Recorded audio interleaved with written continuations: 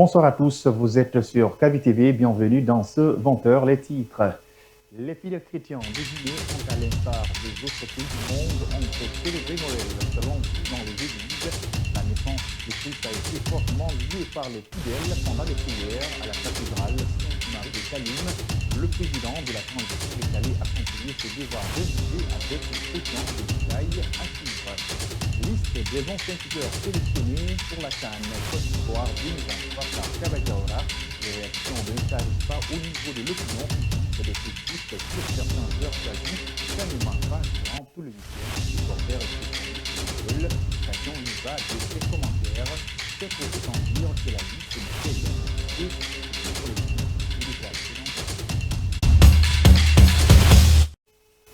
Bonsoir et bienvenue sur Kaby TV Religion pour commencer ce journal à l'instar de leurs co-religionnaires du monde entier. Les fidèles chrétiens de Guinée ont commémoré ce 25 décembre la naissance de Jésus-Christ, fils de la Vierge Marie, à la cathédrale Sainte-Marie de Conakry. Le président de la transition était aux côtés des fidèles. Sans tenir de discours, colonel Mamadi Doumbouya a joint ses prières de paix et de pardon aux autres pour implorer la grâce divine pour la Guinée et les Guinéens. Amara Bangoua. Ainsi vibre la cathédrale Sainte-Marie de Conakry au rythme de la fête de Noël ce lundi matin.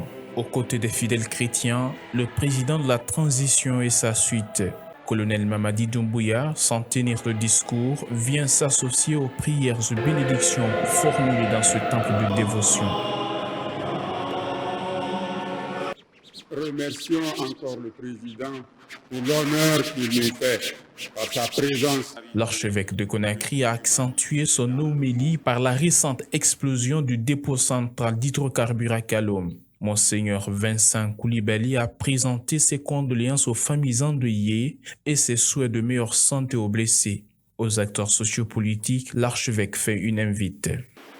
Je saisis cette opportunité pour exhorter tous les acteurs sociopolitiques à stopper toutes sortes de manifestations violentes, étant entendu qu'il n'y a jamais de manifestation pacifique des partis politiques et des forces vives en Guinée, afin d'éviter d'aggraver les souffrances de la population.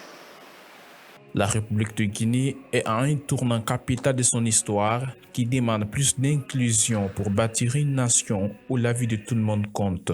C'est pourquoi Monseigneur Vincent Koulibaly en appelle les forces vives. Dans cette dynamique, je lance encore un appel solennel à tous les partis politiques et à toutes les forces vives à participer au dialogue inclusif interguinéen, car il est important que tous les acteurs soient autour de la table pour réfléchir et concevoir ensemble de manière consensuelle et apaisée des solutions appropriées en vue de construire ensemble un véritable état de droit et une démocratie forte pour la réussite de la transition et le bien-être du peuple de Guinée. Fête chrétienne célébrant la naissance de Jésus-Christ, Noël est célébré chaque 25 décembre. À la suite de l'homélie de l'archevêque de Conakry, des fidèles chrétiens ont exprimé leur joie de vivre cette journée et ont formulé des prières et bénédictions pour la Guinée. Ils sont au micro d'Amara Bangoua. Nous ne pouvons pas être sans manifester cette joie-là. Parce que la naissance de Jésus qui a sauvé le monde, c'est son anniversaire aujourd'hui. Nous devons de célébrer, d'être dans la joie. Parce que s'il n'avait pas existé, la religion chrétienne n'aurait pas raison d'être. Mes vœux pour la fête, déjà, je suis très heureuse d'être venue ici pour fêter. Parce que malgré la distance de Forcari à Conakry, je suis venu pour la fête ici et je dis, je prie le bon Dieu, que Dieu bénisse la Guinée, et tous les Guinéens. Bon, c'est le souhait de tout un Guinéen aujourd'hui que cette transition se passe dans les meilleures conditions, que ça soit dit ici ou pas, et c'est le souhait, c'est dans le cœur de tous les Guinéens. Nous souhaitons que cette transition se passe à merveille. À l'occasion de la célébration de la fête de Noël, le président du Conseil national de la transition a fait des dons aux enfants démunis et vulnérables. De nombreux jouets ont été distribués à plus de 200 enfants issus des orphelinats et des centres d'aide aux enfants vivant avec handicap. La cérémonie qui a eu lieu ce lundi au Palais du Peuple a été placée sous le signe de la solidarité en cette période difficile pour la Guinée. Mariama Bouibali. C'est un don composé de poupées pour les petites filles, de voitures et de ballons pour les petits garçons qui a été distribué ce lundi aux 200 enfants présents ce matin au Palais du Peuple pour la célébration de la fête de Noël. Pour la vice-présidente du Conseil national de la transition, ce geste s'inscrit dans l'élan de solidarité entrepris depuis l'avènement des récents événements qui ont endeuillé le pays tout entier. Aujourd'hui, comme vous le savez, nous traversons une période très difficile, une période où nous avons vécu une tragédie qui ne dit pas son nom. Le mot solidarité est le troisième mot de notre devise nationale. Le président, dans ça, s'appuie sur ça, parce qu'il trouve que c'est un symbole de partager ce que nous avons avec les personnes qui sont dans le besoin. L'occasion pour le révérend Monseigneur Jacques Boston de rappeler la naissance du Christ, mais aussi l'esprit de solidarité autour de la célébration de cette fête. Noël, c'est la joie, c'est l'espérance dans le désespoir. Là où tout est perdu, tout est obscur, Dieu accepte d'amener la lumière. Et ce n'est pas en plein jour que cette lumière vient, mais c'est dans la nuit. Noël, c'est la venue du Messie, envoyé pour venir parler, pour venir délivrer, pour venir sauver. Chacun avec son cadeau à main, ces enfants n'ont pas manqué d'exprimer leur reconnaissance à l'endroit du président du Conseil national de la transition.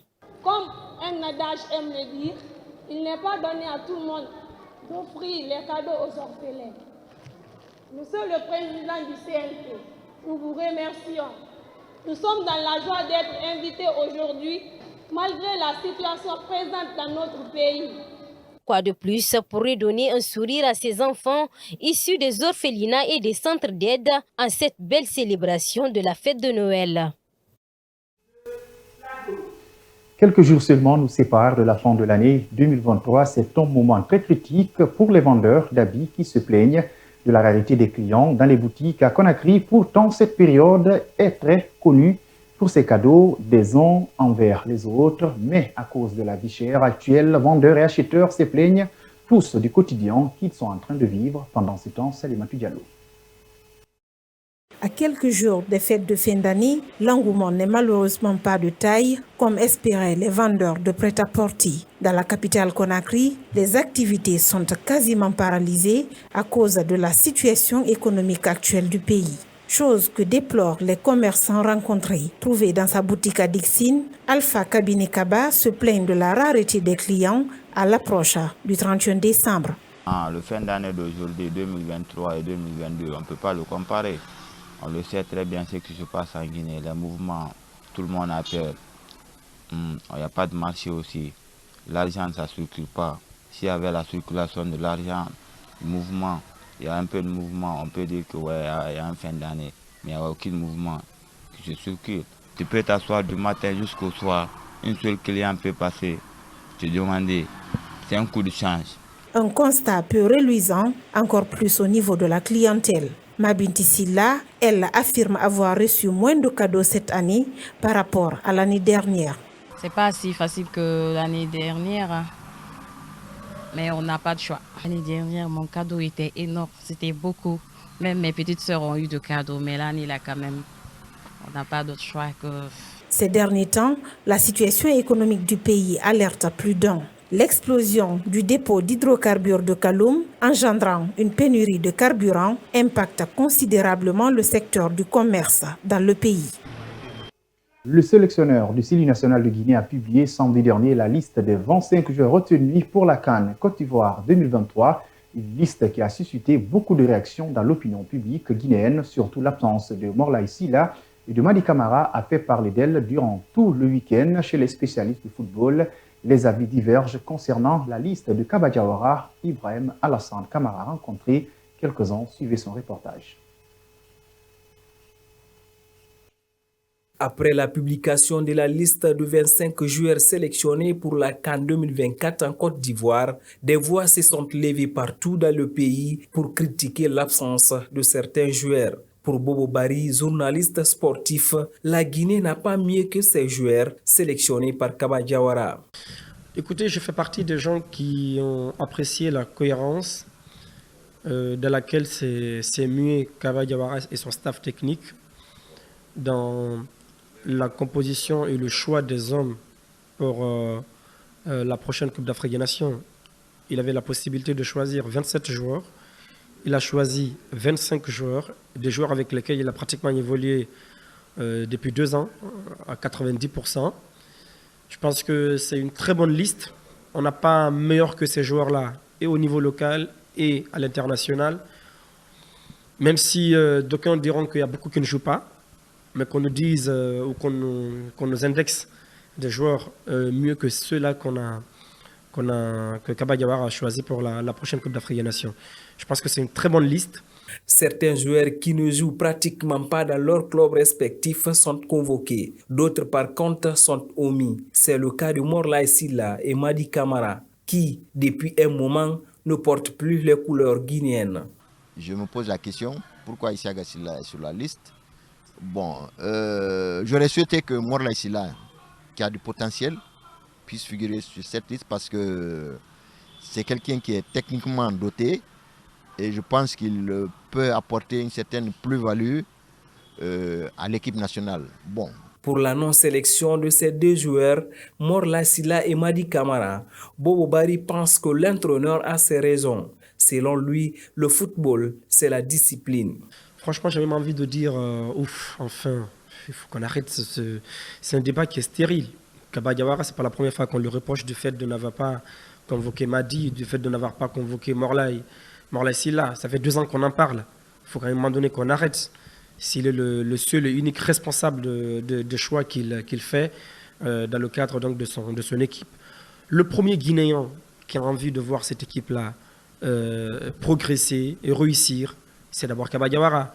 S'il juge nécessaire de ne pas avoir besoin de Madi ou de Morlaye, c'est son choix. Il a ses raisons. Je pense que après, c'est pas forcément des raisons sportives parce que c'est des gars quand même qui jouent dans leur club. Mais en termes de sport, de football, pour moi, c'est le management qui compte. Quel que soit ton talent, si t'es pas en fait entre guillemets discipliné. L'entraîneur et ses joueurs ont choisi le Dubaï pour la préparation de la 34e édition de la CAN qui débutera le 11 janvier 2024 en Côte d'Ivoire. Chez les citoyens également, les avis sont mitigés concernant le choix fait par Kaba Diawara pour la Coupe d'Afrique des Nations qui se jouera à partir de janvier prochain en Côte d'Ivoire, étant dans la même poule que le Sénégal. Tirant du titre, le Cameroun et la Gambie, les supporters de la Guinée croient à leur joueur, j'y arrive, ils sont au micro, dans Soubaïlo Baldé. On le souhaite quand même à ce que l'équipe aille loin. Mais on a des joueurs actuellement limités.